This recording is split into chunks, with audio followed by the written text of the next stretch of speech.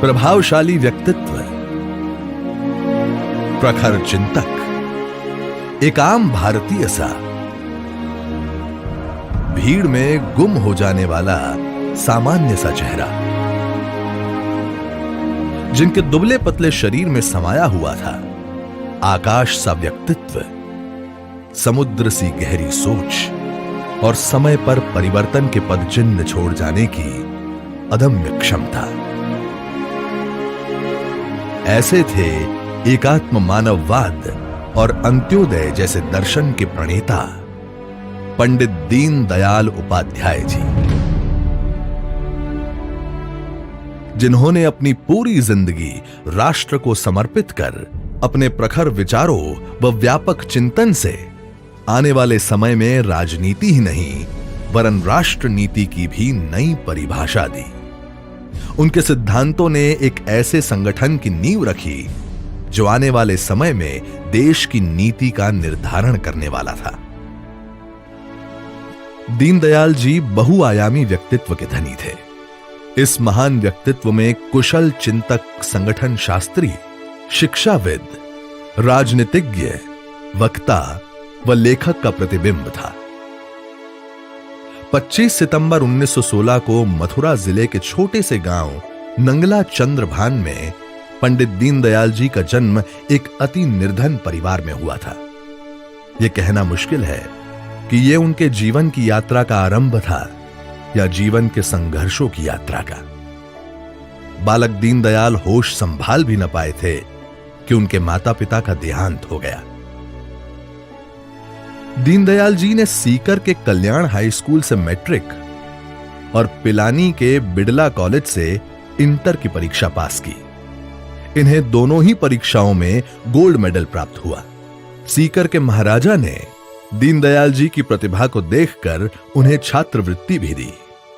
फिर कानपुर के सनातन धर्म कॉलेज कानपुर से उन्होंने बीए की पढ़ाई की।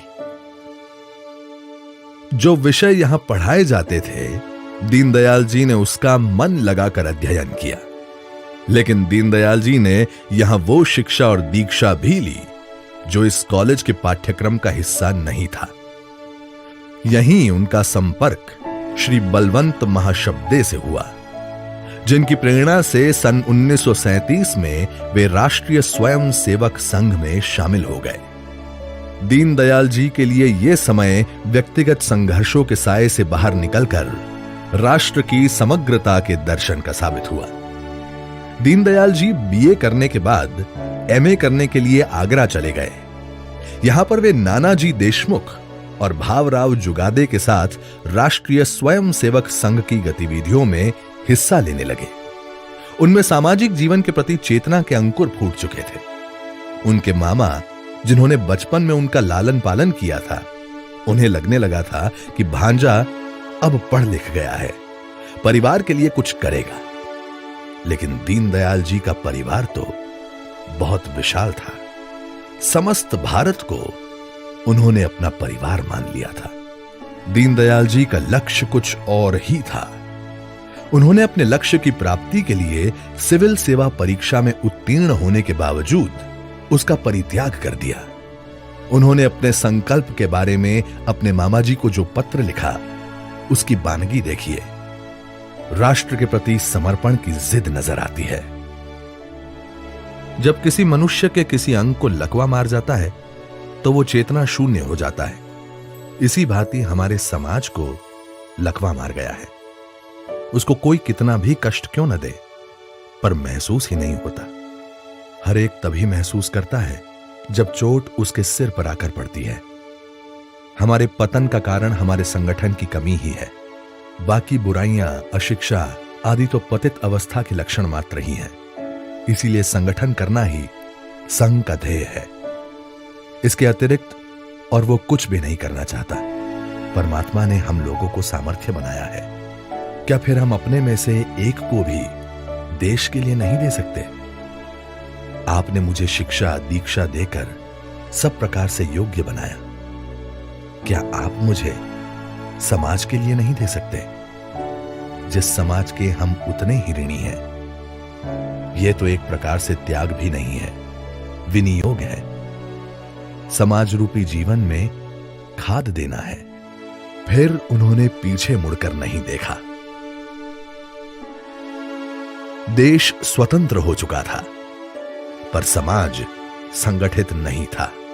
देश में कई विसंगतियां पैदा हो रही थी। उनमें सत्ता का लोभ नहीं, समाज में वैकल्पिक विचारधारा की स्थापना का दृढ़ निश्चय था।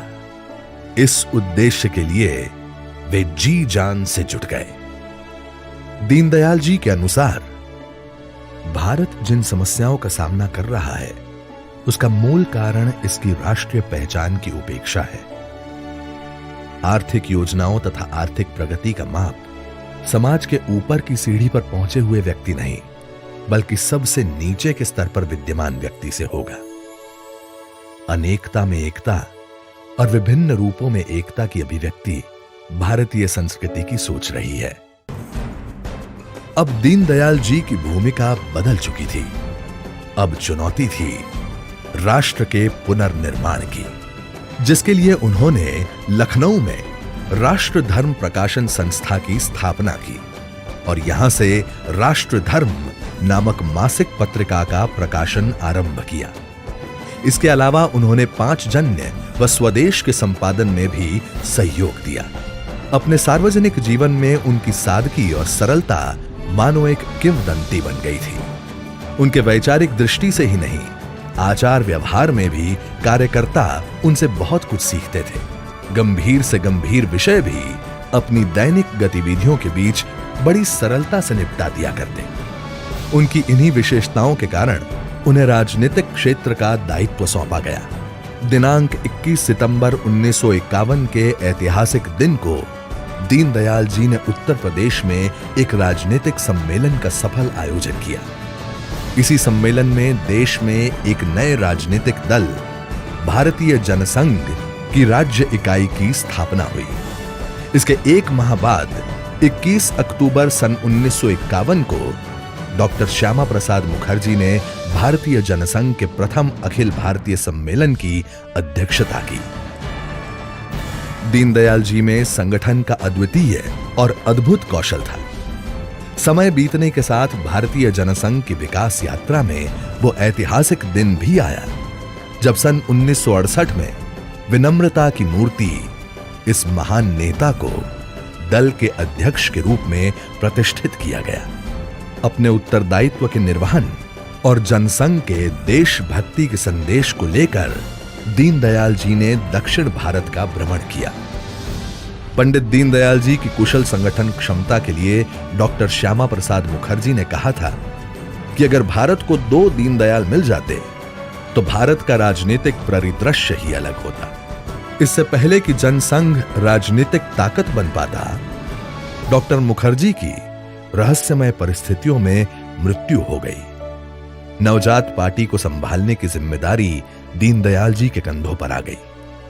राजनीतिक कार्य करते हुए भी संगठनात्मक कार्य उनके लिए सर्वोपरि था। उन्होंने 1967 में जनसंघ के कालीकट अधिवेशन में पार्टी का अखिल भारतीय अध्यक्ष का पद तब स्वीकार किया जब दल के संगठनात्मक नींव डालने का कार्य पूर्ण हो गया।